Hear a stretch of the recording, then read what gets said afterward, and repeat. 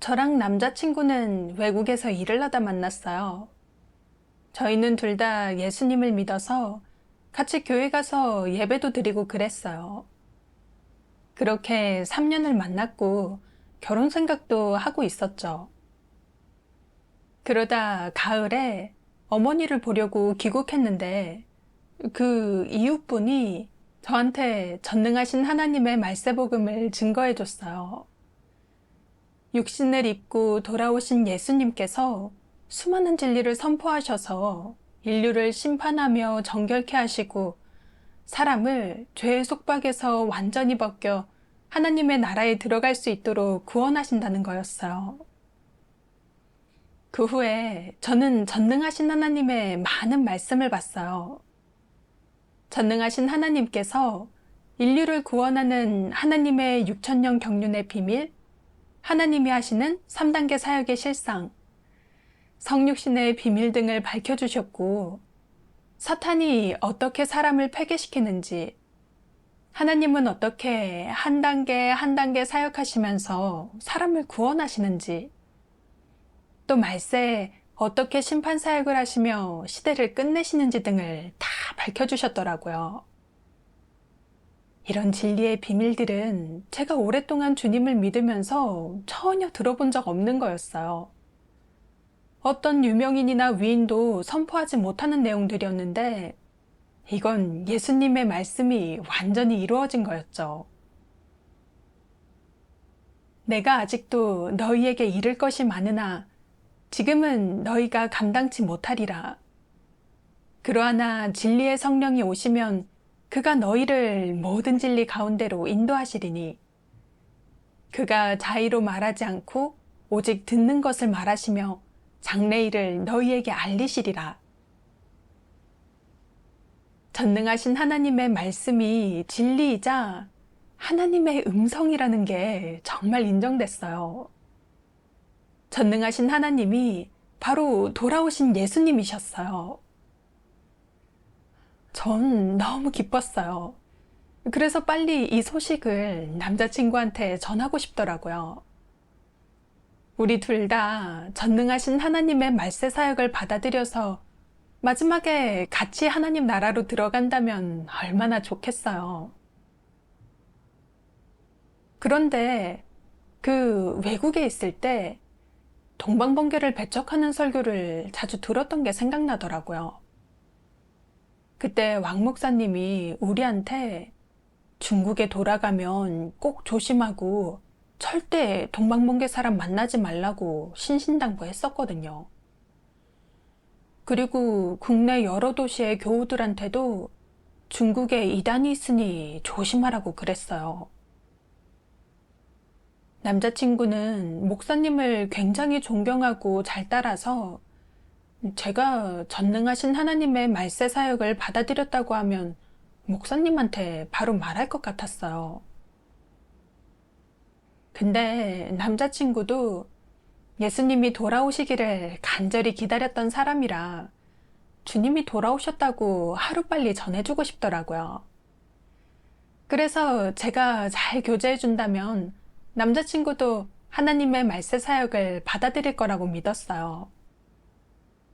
어느 날 저녁에 남자친구와 통화하다가 제가 물어봤어요.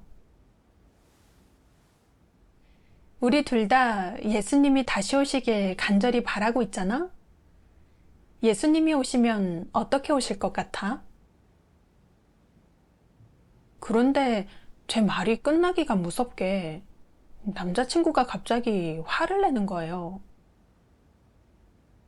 왜 갑자기 그런 걸 물어? 성경에 다시 오실 때 구름을 타고 오실 거라고 분명히 나와 있잖아. 더 궁금할 게 뭐가 있어? 너 설마 거기서 동방번개 사람 만난 건 아니지? 그냥 한 번 물어봤을 뿐인데 반응이 커서 좀 놀랐어요. 우리가 오랫동안 주님을 믿으면서 주님을 영접해 들림받아 천국에 들어가길 간절히 바래왔잖아. 그럼 예수님이 어떤 방식으로 오실지는 생각해 볼 만한 거 아니야? 제 말에 남자친구는 더 화를 내며 그러는 거예요. 목사님이 여러 번 말씀하셨잖아. 예수님이 다시 오셨다고 하는 사람들은 다 사람들을 미혹하는 가짜라고. 목사님이 동방번개 사람들 만나지 말라고 몇 번이나 강조하셨는데 왜 말을 안 들어?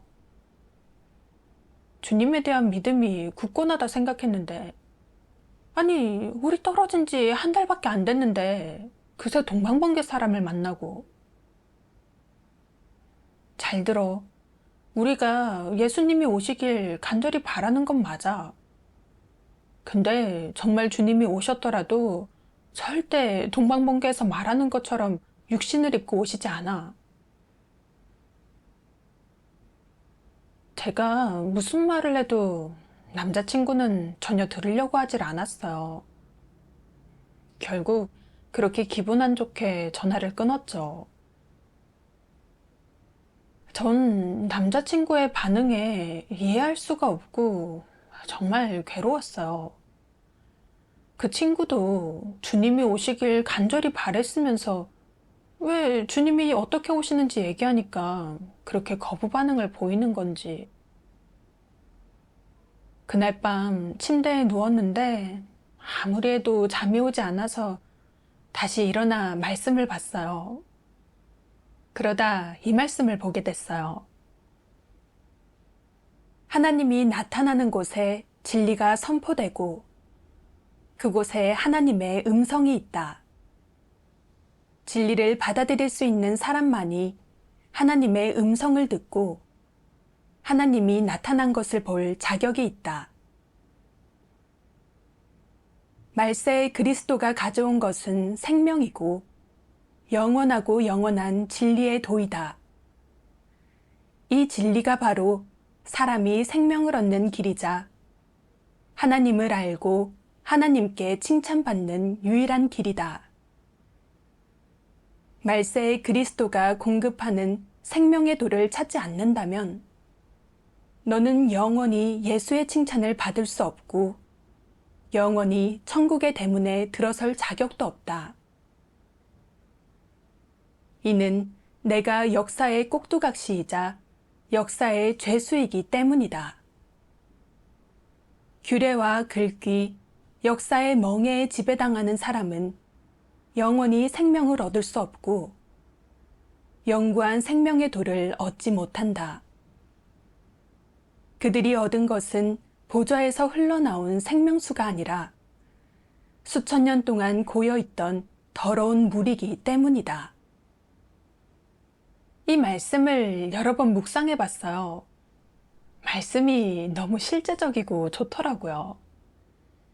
말세의 예수님은 다시 오셔서 진리를 선포하시며 사람을 구원하세요. 진리를 갈망하고 하나님의 음성을 듣는 걸 중요하게 여기는 사람만이 하나님의 현현을 보고 다시 오신 주님을 영접할 수 있어요. 미련하게 주님이 구름 타고 오시기만 기다리면서 진리를 구하고 하나님의 음성을 듣는 것에는 소홀히 하는 사람들은 다시 오신 주님께 들림받을 기회를 놓쳐 주의 재림을 영원히 맞이하지 못하게 돼요. 그때 예수님 말씀이 떠올랐어요. 내 양은 내 음성을 들으며 나는 저희를 알며 저희는 나를 따르느니라. 그리고 계시록에 이런 예언도 나오죠. 볼지어다 내가 문 밖에 서서 두드리노니 누구든지 내 음성을 듣고 문을 열면 내가 그에게로 들어가 그로 더불어 먹고 그는 나로 더불어 먹으리라. 맞아요. 다시 오신 주님을 영접하는 데 있어서 가장 중요한 건 하나님의 음성을 들을 줄 아는 거예요. 하나님의 양은 다 하나님의 음성을 듣고 하나님의 발자취를 따르잖아요. 남자친구가 참도를 구하고 알아보지 않는 건 아직 전능하신 하나님 말씀을 읽어보지 않았기 때문이라는 생각이 들더라고요. 그 친구가 하나님의 양이고 진심으로 진리를 구하는 사람이라면 제가 전능하신 하나님 말씀을 읽어줬을 때 그 말씀이 진리고 하나님의 음성이라는 걸 알아차려 하나님의 말세 사역을 받아들일 수 있을 거고, 그러면 같이 하나님의 발자취를 따를 수 있을 거라고 생각했어요.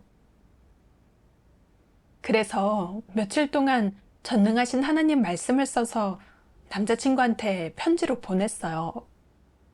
그 후에 남자친구가 전화해서 하나님의 말세 사역에 대해 물어보기만을 매일 기다렸죠. 그렇게 며칠 후에 집 전화가 울리는데 남자친구의 전화인 줄 알고 얼른 받았어요. 근데 왕 목사님이더라고요. 자매님 남자친구가 그러던데 고향에 가서 동방번개 사람 만났다면서요? 정말이에요?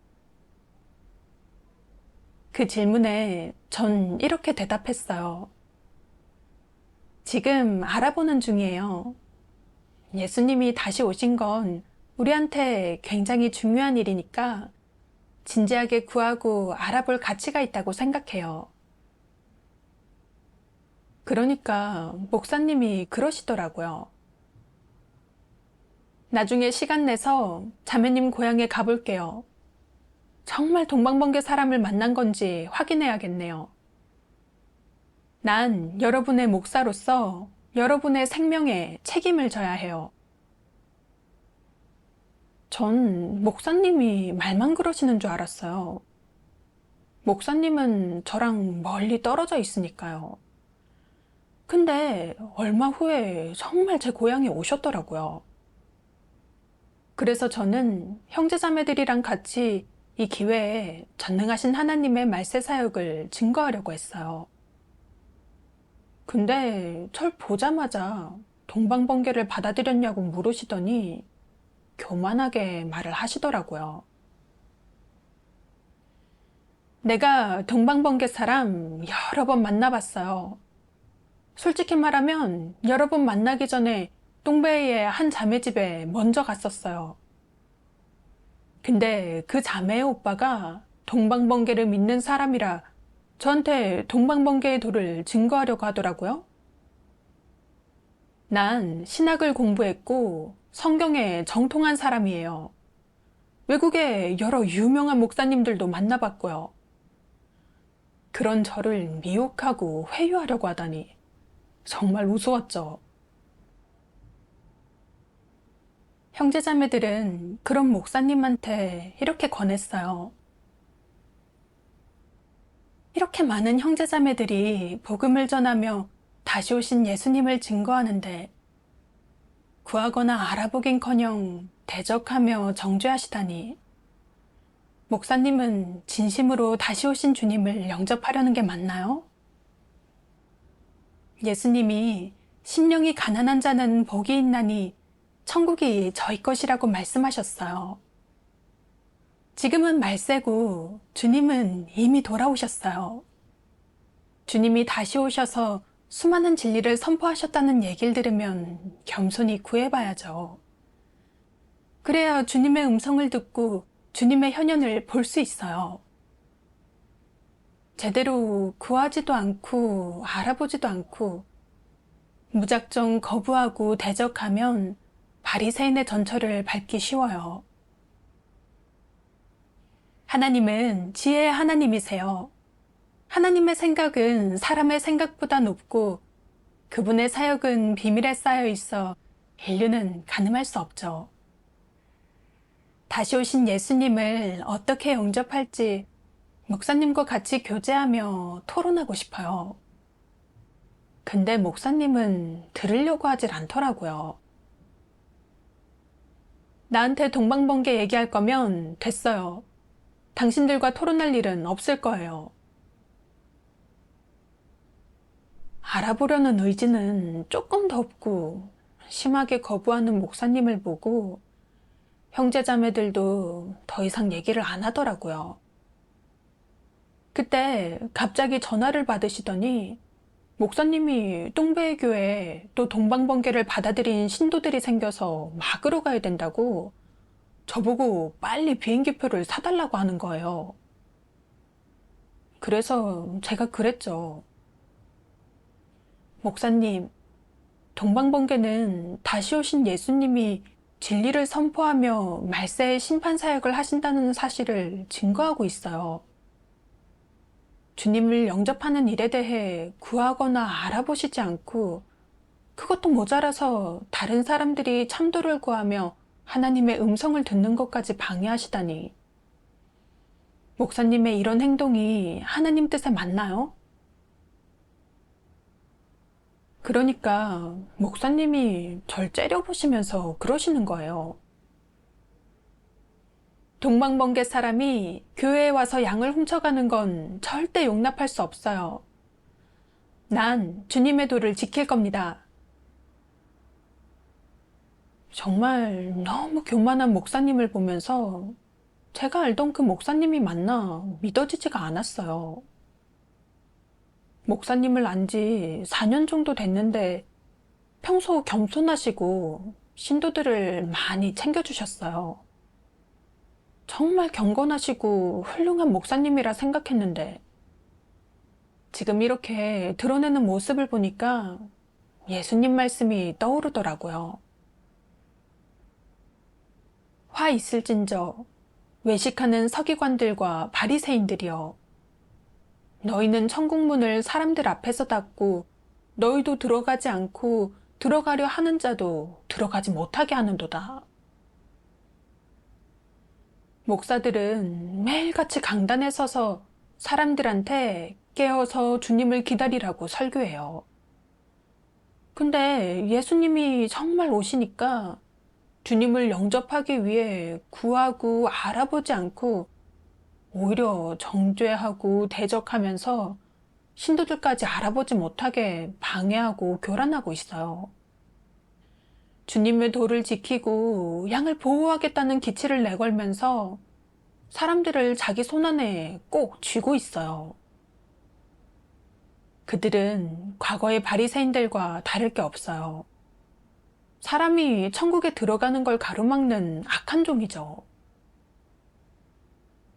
교회에 목사를 분별하지 못하고 속박당하고 미혹돼서 하나님의 말세 사역에 대해 알아보지 않는 형제자매들이 아직 많아요. 그래서 알고 지내는 형제자매들한테 연락해서 하나님의 말세 사역을 증거했는데 그걸 알고 목사님이 저한테 전화해서 위협하더라고요. 계속 동방번개를 믿고 교회에서 양을 훔쳐가면 우리는 다 자매님과 인연을 끊을 거예요. 자매님이 아는 형제자매들도 다시는 자매님을 맞아주지 않을 거고요. 그 후에 목사님이 전능하신 하나님 교회를 배척하는 내용의 소책자를 보내셨더라고요. 거기엔 완전히 하나님을 대적하고 모독하는 내용으로 가득했어요. 그걸 보면서 목사님의 진짜 모습을 더 똑똑히 알게 됐어요. 그분은 사람이 참도에 대해 알아보는 걸 가로막는 걸림돌이었어요. 정말 더 이상 목사님과 아무 말도 하기 싫었고 전화도 받고 싶지 않았어요. 제가 계속 전능하신 하나님을 믿고 자기 아래에 있는 사람들한테도 복음을 전하니까 목사님이 저장 상하이 등으로 가셔서 제가 아는 형제자매 집을 다니면서 저와 연락하지 말고 제가 전하는 도를 듣지 말라고 퍼뜨리고 다녔어요. 외국으로 가신 뒤에는 교회를 외부와 차단하고 아무도 제 전화를 받지 못하게 했고 저랑 접촉하지도 못하게 했어요. 그러면서 저와 만나는 사람은 출교시키겠다고 했죠. 어느 날 남자친구가 편지를 보냈는데 거기에 이렇게 써 있었어요. 왕 목사님이 교회에서 말씀하셨어. 네가 동방번개를 믿게 됐고 완전히 미혹됐다고.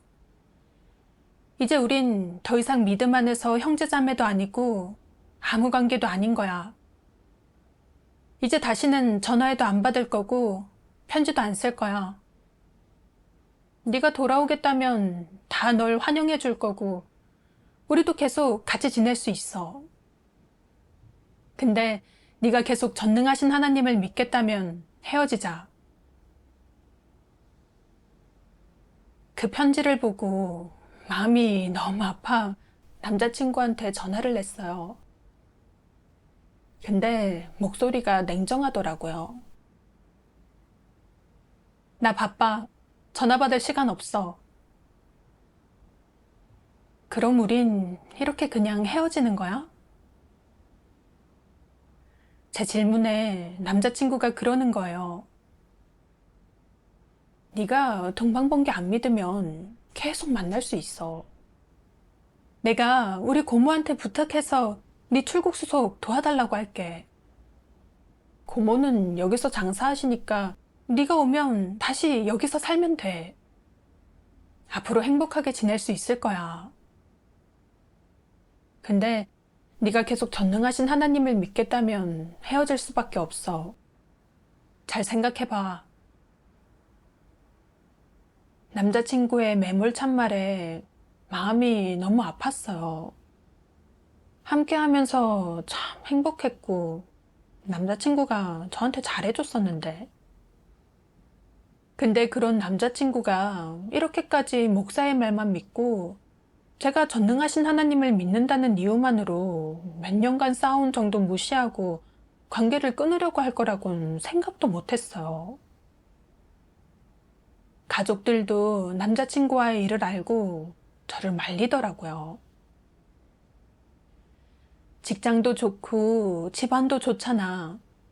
그 애랑 헤어지면 또 그런 남자 만나기 힘들어. 너도 이제 나이 들어서 배우자 만나기 쉽지 않은데 지금 결혼 못하면 앞으로 어떻게 살려고 그래? 남자친구의 가족들도 전화해서 전능하신 하나님 믿지 말라고 설득했어요. 둘 다 나이도 적지 않은데 이제 결혼 생각도 해야지. 두 사람 다 예수님 믿으니까 얼마나 좋아. 나중에 결혼해서도 행복하게 잘 살 텐데.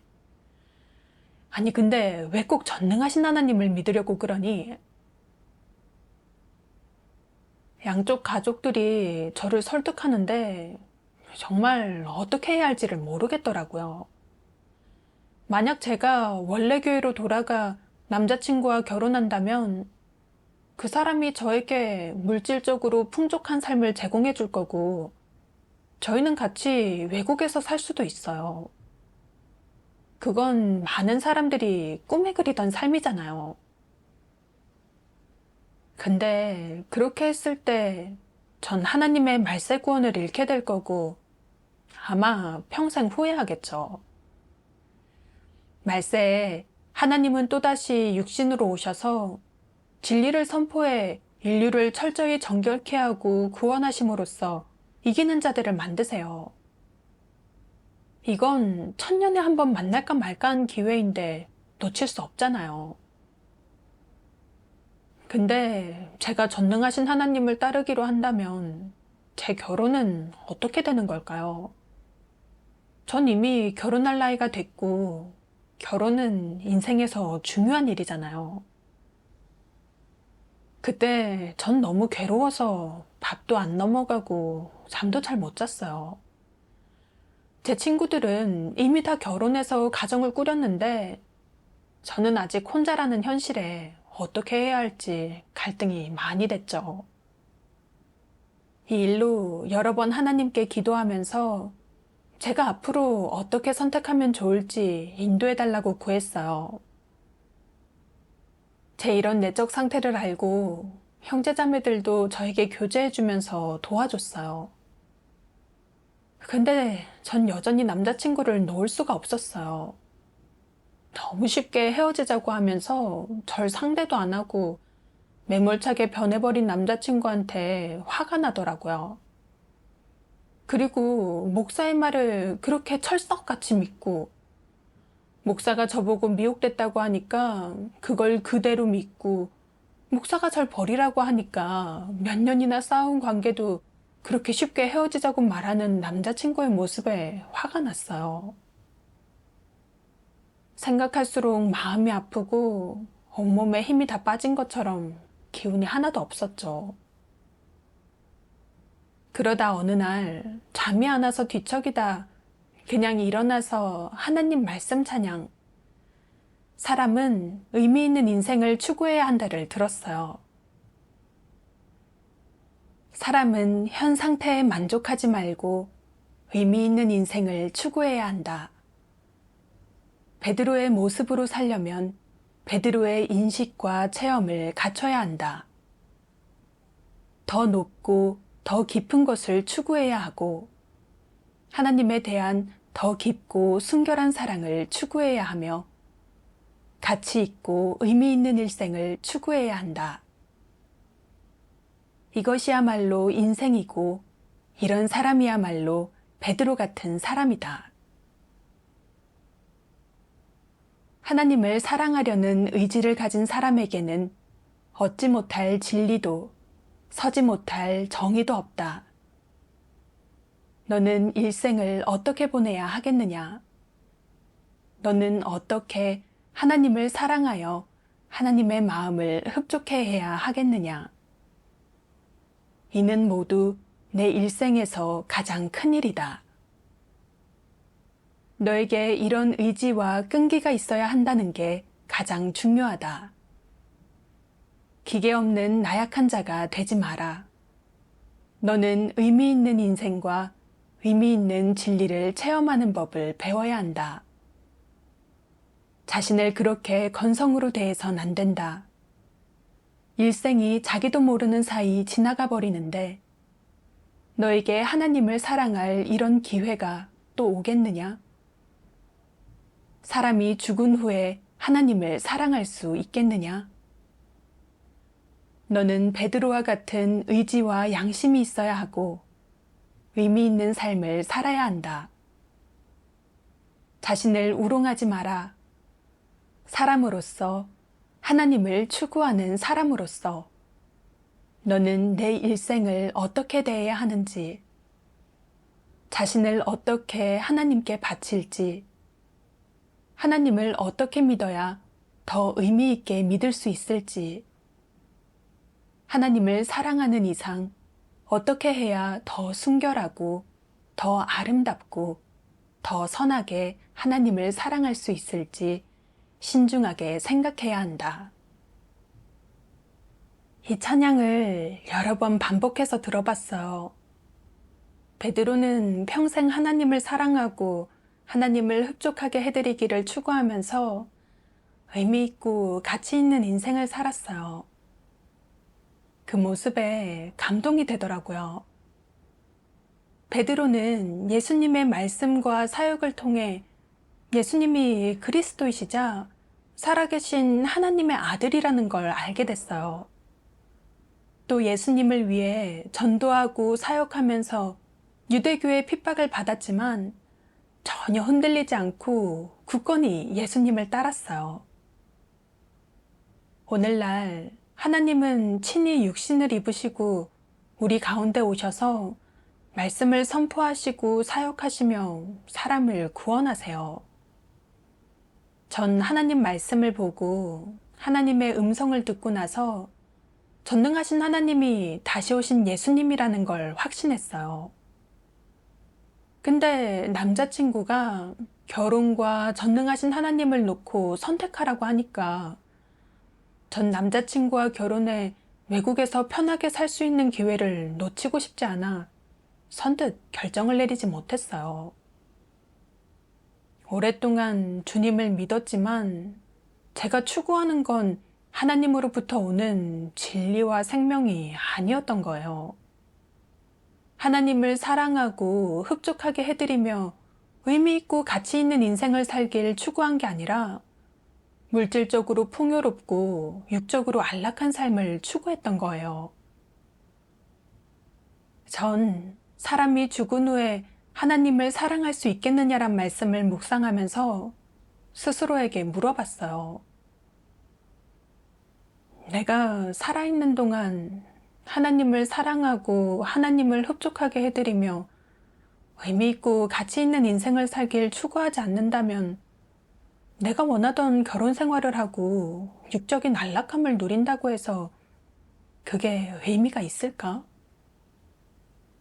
말세에 하나님이 오셔서 인류를 철저히 구원하고 계시는데 이건 천년에 한 번 만날까 말까 한 기회야. 놓치면 평생 후회할 거야. 내가 안락한 삶을 누리겠다고 하나님이 말세에 사역하시며 사람을 구원하시는 이런 좋은 기회를 놓친다면 너무 어리석은 거 아닐까? 참도를 포기하고 결혼을 선택한다면 정말 내가 원하던 행복을 얻을 수 있을까? 그러다 얼마 전에 봤던 한 자매가 생각났어요. 그 자매와 남편은 왕 목사님의 도움으로 결혼한 부부였는데 결혼 후에는 대도시에서 일을 하며 집도 장만했죠. 여유 있게 사는 모습을 보고 저는 그 부부를 참 부러워했었어요. 근데 제가 갔을 때 그 자매는 부부가 다 예수님을 믿고 물질적으로도 풍족하지만 사는 게 행복하지 않다고 하더라고요. 사소한 일로 걸핏하면 싸우는데 남편이 꼴도 보기 싫을 정도라고 하는 거예요. 그 후 자매의 남편은 다른 도시로 가서 일을 하기로 했고 그 자매는 집에서 혼자 2살 난 아이를 키우며 고통스럽고 외롭게 지내야 했어요. 그 자매와 제 주변 다른 부부들도 떠올려 봤어요. 그들 역시 걸핏하면 다투고 이혼까지 가는 경우도 있었죠. 이런 일들을 떠올려 보면서 주님을 믿고 따르는 우리는 그저 예수님께 구속만 받았을 뿐이라는 걸 더 확실히 알게 됐어요. 죄는 사함을 받았지만 죄 짓는 근원이 해결되지 않아서 계속 죄의 매임과 속박에서 벗어나지 못해 더러움과 폐괴 속에서 살고 있죠. 사람과 사람은 진정한 사랑 없이 폐괴 성품에 따라 어울려요. 육적으로 아무리 즐거워도 역시 공허하고 고통스럽죠.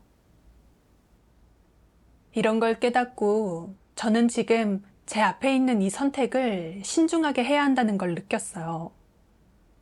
그래서 계속 하나님께 기도하며 제가 하나님 뜻대로 올바른 선택을 할 수 있도록 인도하고 일깨워 달라고 구했어요. 그러다 전능하신 하나님 말씀을 읽고 하나님의 뜻을 깨달을 수 있었어요. 지금 추구하지 않는 자와 추구하는 자는 종착지가 다른 두 부류의 사람이다. 진리를 알고 실행하려는 사람은 하나님의 구원 대상에 속하지만 참도를 알지 못하는 자는 마귀이자 원수이며 천사장의 후예이자 멸망될 대상이다. 막연한 하나님을 경건하게 믿는 신자 또한 마귀 아니겠느냐? 사람의 양심이 올바를지라도 참도를 받아들이지 않는다면 모두 마귀이고 그 본질은 하나님을 대적하는 것이다. 참도를 받아들이지 않는 사람은 전부 하나님을 대적하는 자들이다. 그런 자들은 수많은 고난을 받았다 할지라도 여전히 멸망될 대상이다. 성육신 하나님을 믿지 않는 자들 전부가 마귀로서 훗날 더더욱 멸망될 대상이다. 믿으면서도 진리를 행하지 않는 자, 하나님의 성육신을 믿지 않는 자, 하나님의 존재를 전혀 믿지 않는 자들 또한 모두 멸망될 대상이다. 살아남는 사람은 전부 연단의 고통을 겪고 굳게 선 사람이고 진정으로 시련을 겪은 사람이다. 반면 하나님을 인정하지 않는 자는 모두 원수이다. 즉, 이 흐름 안에 있든 밖에 있든 하나님의 성육신을 인정하지 않는 자는 모두 적그리스도라는 말이다. 사탄은 누구이고 마귀는 누구이며 하나님의 원수는 또 누구더냐? 바로 하나님을 믿지 않고 대적하는 그 무리들 아니더냐? 하나님을 거역하는 자들 아니냐? 이 말씀에서 하나님은 말세에 사람을 각 부류대로 나누는 사역을 하신다는 걸 깨달았어요. 육신을 입고 진리를 선포하셔서 심판 사역을 하시면서 밀과 가라지, 참으로 믿는 자와 거짓으로 믿는 자, 즉 진리를 추구하는 자와 진리를 추구하지 않는 자, 이 두 부류의 사람을 모두 드러내세요.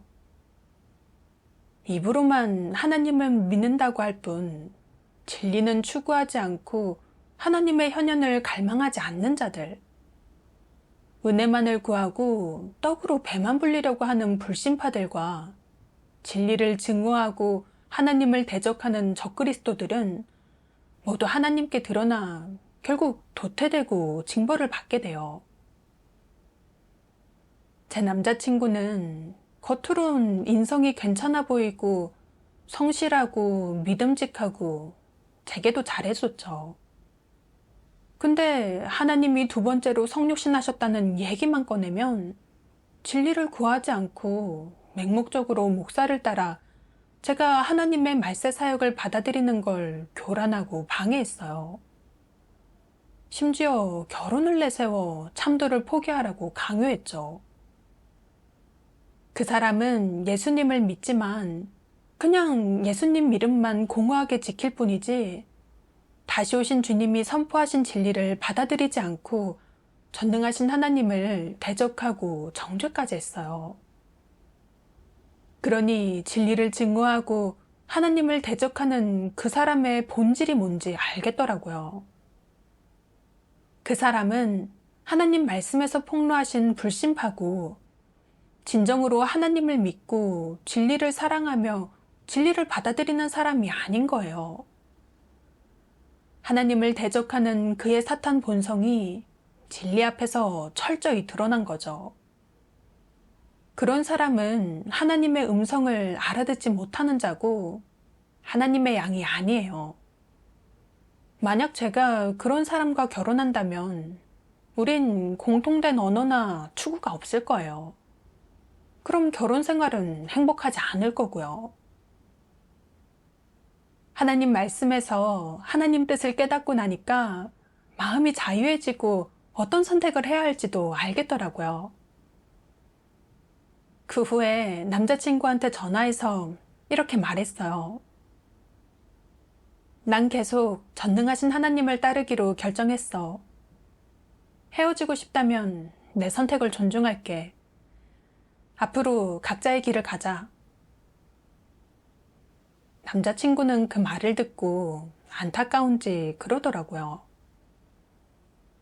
다시 한번 생각해보면 안 돼? 우리 나이도 적지 않잖아. 결혼은 인생에서 가장 중요한 일인데 결혼을 이렇게 포기하면 너 나중에 분명 후회할 거야.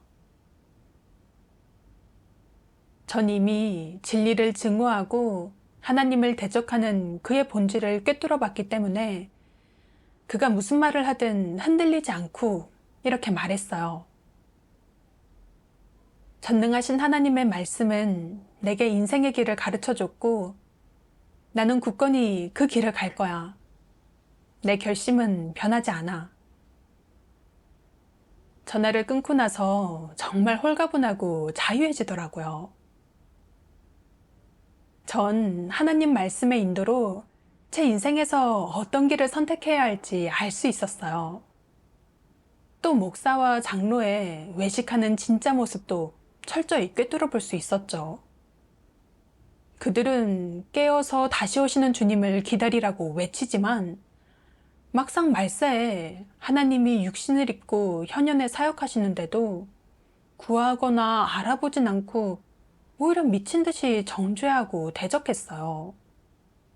온갖 방법을 동원해 신도들이 참도에 대해 알아보는 걸 가로막고 그들을 자기들 손안에 꼭 쥐고 신도들도 자신들을 따라 다시 오신 하나님을 대적하고 정죄하게 만들었어요. 그들은 하나님께서 말세 사역으로 드러내시는 악한 종이고 적그리스도이자 사람의 영혼을 삼키는 악마예요. 제 남자친구 역시 목사를 너무 숭배해 전혀 진리를 구하지 않고 목사를 따라 하나님의 말세 사역을 정죄하고 대적하고 하나님을 믿으면서도 대적하는 자가 됐어요. 절 구원해 주신 하나님께 참 감사했어요. 제가 목사와 장로를 분별하고 저버려 그들의 미혹을 받지 않게 해주셨죠. 그렇게 저는 하나님의 음성을 듣고 다시 오신 주님을 영접할 수 있었어요. 이건 절 향한 하나님의 크신 긍휼과 은혜예요. 진심으로 하나님께 감사드리면서 굳건한 태도로 전능하신 하나님을 끝까지 따르겠다고 다짐했어요. 그 후 전 교회에서 본분을 맡아 열심히 복음을 전하며 하나님을 위해 헌신하게 됐어요. 제가 올바른 선택을 내릴 수 있게 해주시고 지금까지 말씀으로 이끌어주신 전능하신 하나님께 감사드려요. 이 모든 영광을 전능하신 하나님께 돌립니다.